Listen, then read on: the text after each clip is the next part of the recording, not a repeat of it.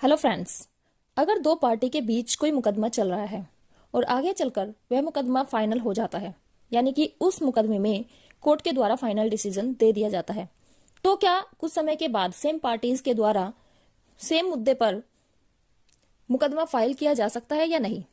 तो इसका आंसर है नहीं, ऐसा नहीं किया जा सकता। इस विषय पर सीपीसी के सेक्शन 11 में प्रावधान दिया गया है, जिसको हम डॉक्ट्रिन ऑफ रेस जुडिकाटा बोलते हैं। आज हम इसी के बारे में समझेंगे। तो दोस्तों, अगर दो पार्टीज के बीच में कोई मुकदमा चल रहा है और वो मुकदमा फाइनल हो गया है, यानी कि कोर्ट ने उसमें फाइनल डिसीजन दे दिया है, तो उस समय के बाद उन दोनों में से कोई भी पार्टी एक दूसरे के against same cause of action पर कोर्ट में मुकदमा फाइल नहीं कर सकती। ऐसा कोर्ट के डिसीजन को फाइनल डिसीजन बनाने के लिए किया गया है और रेस जुडिकाटा इस सिद्धांत पर भी आधारित है कि जो केस है उसका कभी ना कभी अंत होना जरूरी होता है। और रेस जुडिकाटा इस सिद्धांत पर भी आधारित है कि सेम पार्टीज के बीच में सेम कोज ऑफ एक्शन के लिए किसी भी व्यक्ति को बार बार कोर्ट में नहीं घसीटा जा सकता। यानी कि अगर कोई भी व्यक्ति कोर्ट में ऐसा केस फाइल करता है जिसमें एक कंपेटिटिव कोर्ट ने पहले ही डिसीजन दे दिया है, तो ऐसे मुकदमे को दोबारा फाइल करने पर कोई भी कोर्ट एंटरटेन नहीं करेगी।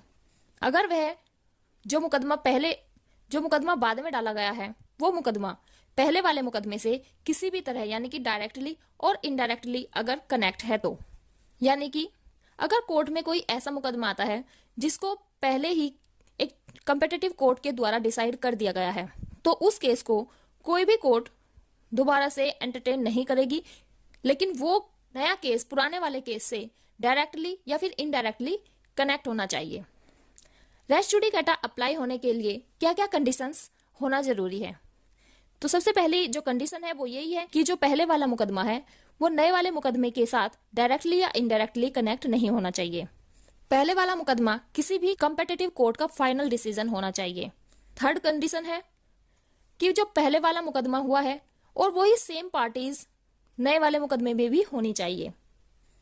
जो पहले वाले केस का टाइटल था वो ही सेम टाइटल नए वाले केस का भी होना चाहिए।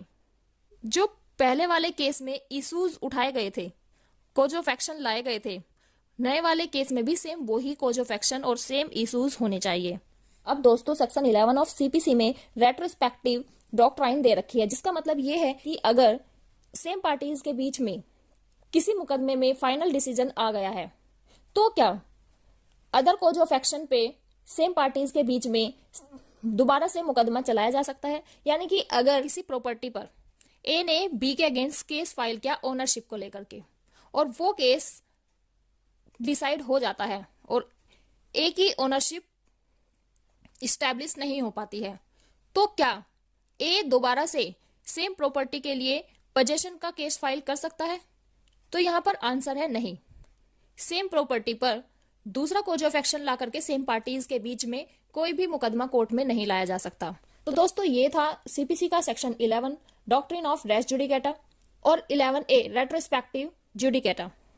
दोस्तों, डॉक्ट्रिन ऑफ रेस जुडिकाटा लाने का सिर्फ इतना सा मतलब है कि जो एक कंपेटिटिव कोर्ट ने किसी भी मुकदमे पर एक बार जुडिशियल डिसीजन दे दिया है, तो उस जुडिशियल डिसीजन को फाइनलाइज किया जा सके और जुडिशियल डिसीजन को सही साबित किया जा सके। साथ ही कोर्ट में बढ़ते मामलों की संख्या को देखते हुए भी रेस जुडिकाटा को लाया गया। साथ ही ये भी माना जाता है कि हर एक मुद्दे का कभी ना कभी अंत होना जरूरी होता है, क्योंकि अगर किसी भी मुकदमे का अंत नहीं होगा तो ऐसे कोर्ट के ऊपर बर्डन बढ़ता जाएगा और लोग एक ही मुद्दे को लेकर के बार बार कोर्ट में आते रहेंगे।